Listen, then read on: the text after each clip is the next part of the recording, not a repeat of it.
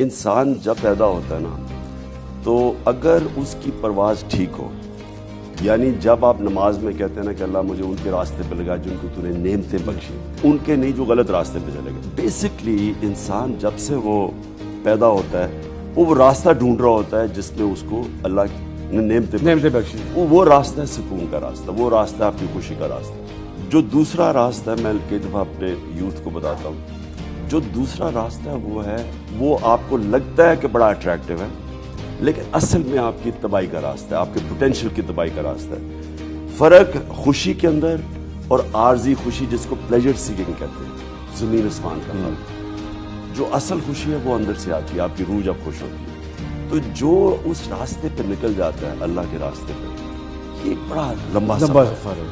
لیکن اس سفر کے اندر جب آپ اس راستے پہ نکل جاتے ہیں تو آپ کو اندر سے سکون ہو جاتا ہے. تو آپ جتنی مرضی باہر شور ہو، تباہی ہو، برا بھلا دنیا کا ہے، اندر سکون ہوتا ہے.